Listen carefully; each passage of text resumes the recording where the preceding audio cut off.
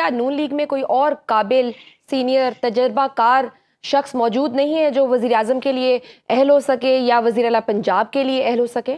نہیں، لوگ تو بہت ہیں، نون لیگ میں تو بہت تجربے کار سیاستدان موجود ہیں، تو پھر کیوں نہیں بن سکتے وہ؟ مسئلہ وہی ہے کہ پاکستان میں شخصیات کے گرد پارٹیاں گھومتی ہیں، اور کیونکہ جس موڑ پہ پاکستان ہے، کیا ہم ایک اور تجربہ افورڈ کر سکتے ہیں؟ نہیں، تجربہ تو نہیں ہے، یہ تو ہماری روایت ہے۔ اب بھٹو خاندان نے بھی تو کسی اور کو نہیں آنے دیا نا، بے نظیر بھٹو آئیں، اس کے بعد ان کے شوہر آ گئے، ان کے بعد اب ان کا بیٹا آ گیا، ان کی بیٹی بھی اب تیار ہیں، آصفہ بھٹو بھی قدم رکھ چکی ہیں سیاست میں۔ اسی طرح ادھر نواز شریف ہیں، شہباز شریف ہیں، حمزہ شہباز ہیں اور مریم نواز ہیں۔ یہ ہماری بدقسمتی ہے، سب کانٹیننٹ کا ماحول ہے۔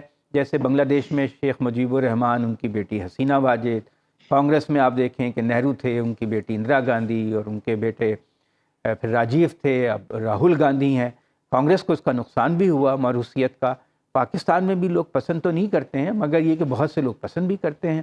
اب نون لیگ کو دیکھا جائے تو بہت سیٹ بیک ہوا ہے، کیونکہ ان کے لیے تو سرکاری مشینری بہت موافق تھی، اور تحریک انصاف کے لیے گراؤنڈ بالکل تیار نہیں تھا، بہت ناموافق حالات تھے ان کے۔ اس کے باوجود وہ سادہ اکثریت حاصل نہیں کر سکے، اور انہیں سوچنا چاہیے کہ کیا فیکٹرز تھے، کس وجہ سے وہ عوام نے ان کو ریجیکٹ کیا اور وہ حاصل نہیں کر سکے سمپل میجورٹی، یعنی 1/3 سیٹیں بھی نہیں ہیں ان کی۔ آپ دیکھیں نا، 266 میں سے 75 76 80 سیٹیں لگا لیں تو 80 بھی جو ہیں وہ 1/3 تو نہیں بنتی ہیں۔ تو اب یہ جو فیصلہ ہے مریم نواز کا، یہ تو اب اس بات پہ منحصر ہوگا کہ وہ کیا ڈیلیور کرتی ہیں۔ ویسے بھی جو کولیشن حکومت ہے یہ بہت مشکلات کا شکار رہے گی۔ ابھی بھی دیکھیے حتمی نمبر نہیں ہے، بلوچستان بند ہے سارا، بہت بڑے پیمانے پہ احتجاج ہو رہا ہے۔ اگر یہ نمبر اوپر نیچے ہوتا ہے، خود پیپلز پارٹی کے لیڈر کہہ رہے ہیں کہ ایم کیو ایم کی جو سیٹیں ہیں یہ صحیح نہیں ہیں، 17 سیٹیں جو ہیں، تو اگر یہ سیٹیں 10-15 بھی اوپر نیچے ہو جاتی ہیں عدالتی فیصلوں کے بعد، یا ٹریبیونلز کے فیصلے کے بعد، یا الیکشن کمیشن کے فیصلے کے بعد، تو سارا جو وہ سیٹ اپ ہے وہ ڈسٹرب ہو جائے گا۔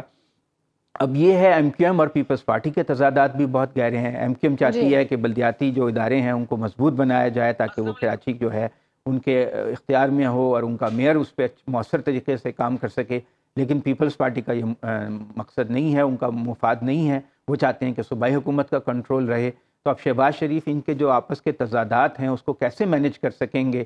خود معاشی حالات بہت خراب ہیں، آئی ایم ایف سے آپ کو ڈیل چاہیے، اب معاہدہ ختم ہو رہا ہے مارچ میں، نیا ڈیل چاہیے۔ پچھلا معاہدہ جب ہوا تھا تو پانی پی ٹی آئی سے آئی ایم ایف کے لوگوں نے، وفد نے ملاقات کی تھی اور ان کی اپروول بھی چاہی تھی، اور وہ تو جو بین الاقوامی میڈیا ہے وہ تو آپ کے الیکشن ریزلٹس کو ڈسپیوٹ کر رہا ہے۔ امریکہ کی طرف سے بھی بیان آ رہا ہے، آج وائٹ ہاؤس سے بھی بیان آ گیا ہے کہ یہ جو نتائج ہیں یہ شفاف ہونے کو یقینی بنایا جائے۔ تو جو عالمی برادری کا دباؤ ہے، جو عالمی میڈیا کا دباؤ ہے، وہ اپنی جگہ ہے۔ کیا اس میں آپ آئی ایم ایف سے ڈیل سیکیور کر سکے گی حکومت؟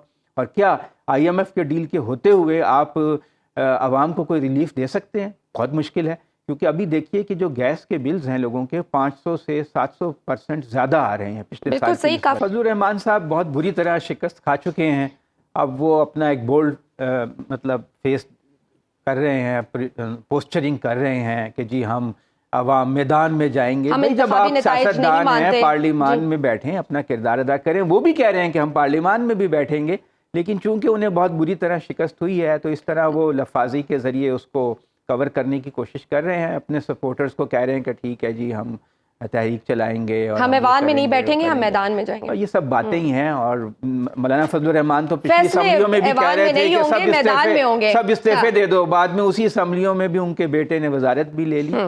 تو یہ کہتے کچھ ہیں کرتے کچھ ہیں، یہ سب ان کی باتوں پہ نہ جائیے، ان کا عمل دیکھیے کہ وہ کیا ہوتا ہے۔